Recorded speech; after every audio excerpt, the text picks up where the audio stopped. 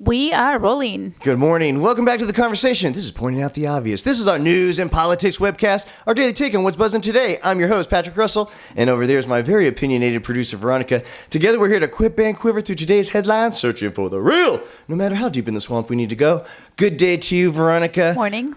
Remember in 2016, we got the Panama Papers, right? That was one offshore financial institution that was hacked, and their information provided us a glimpse, just a little peephole into the world of offshore accounting. Well, now we've got Panama Papers 2.0. I offer you the Pandora Papers. Now, not just one financial institution, try 14 financial institution that span over 90 countries around the globe to include 12 million documents, bank statements, bank records, emails, letters, phone records, you name it.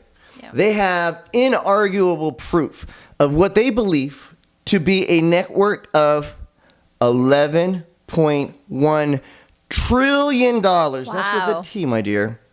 Of offshore money or assets that should have been taxed, but not a dime in taxes was taken out of those funds or those assets. From a younger generation's perspective, what makes this so egregious, Veronica, is that from a tax pro's perspective, we as a society, we as a country, battle back and forth between tax rates and tax credits and tax deductions, always trying to maximize the effect, or I should minimize the effect on the middle class because they're always being squeezed, right? Mm-hmm. And right now we're hovering between 40% of personal income is where the tax rates currently are debated on. How would you feel if $11 trillion were brought back into the fold? How would you feel that our tax rates would probably be at historic lows, dare I say, single digits, because now everybody paying their fair share, all the entitlements, all of the bills of the government would be taken care of. How do you feel about that? I mean, I will feel great. I don't think it's ever going to happen, keeping in mind that the richer doesn't want to pay for a share, right? So that's my mentality, and that's what we've seen. So, but they'll spend millions of dollars, nay, hundreds of millions of dollars, saying the exact opposite. No, I mean, that's BS. That's PAC BS. organizations, nonprofit political organizations are simply the fingertips of the rich and powerful trying to plant the idea that the $11.1 trillion is not really out there, guys. We're not really cheating you to the tune of $11 trillion, but that's in fact exactly what they're doing. And I'm telling you, from a small business owner's perspective, we should fight. From an individual making less than $400,000 to $450,000, individuals making more than $400,000, $450,000 if you're married filing jointly, this should anger you. This should bring you to your feet to scream out to your representative, as well as to the Republican caucus in general, that tax reform on a third-party reporting status is necessary. Yep, Guys, 1099s are not the devil.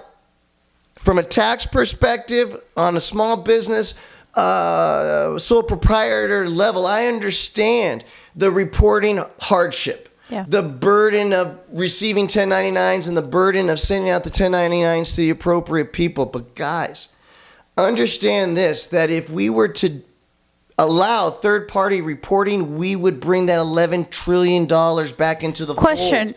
It would pay for essentially everything that we battle on, that we have a deficit right now, would be paid for based on the tax reporting on third-party banking reporting, especially on those with assets over $1 million, which has been discussed. It's not, hey, every single penny. Yeah. There's been limits and ceilings discussed, but these third-party reporting provisions are not small business, anti-small business. They are not the enemy of small business. They are, in fact, what will keep the system fair and balanced to allow the lowest tax rates we have ever seen You know it. The math is clear in your head. We're just pointing out the obvious. Yeah. From a younger person's perspective, how mad are you that not only do you understand what's happening, but the fact that those are perpetuating what's happening are lying to your face, using the millions of dollars that they should be paying in taxes,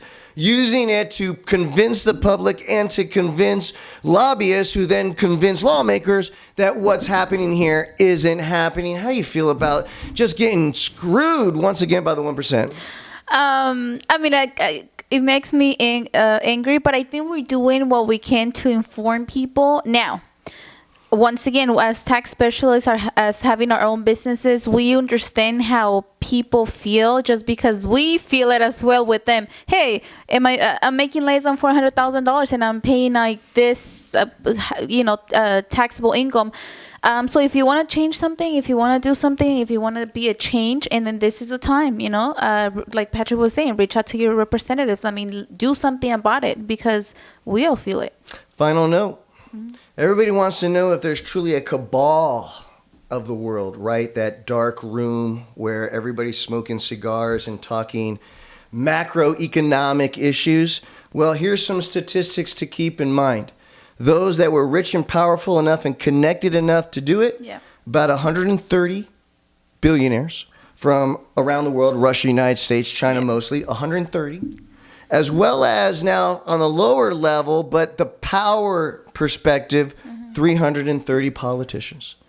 You have 330 politicians that had the connections, that had the money and the assets, and the wherewithal,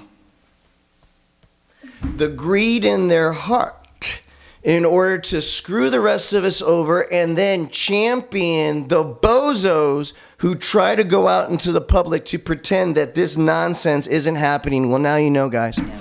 It is happening. Oh, it's happening, and it's the reason why we battle over 40% marginal tax rates, child tax credits for $3,000 a child, daycare. Why are we fighting for all of these small nickel and dime bullshit? Because nobody on the 1% is paying their fair share. And we're not even talking about the ideas of like circumventing the IRS code using those crooks we talk about, the crooked accountants, trustees, and lawyers, circumventing the code. It's not even that. I'll give you the shrewdness. Yeah.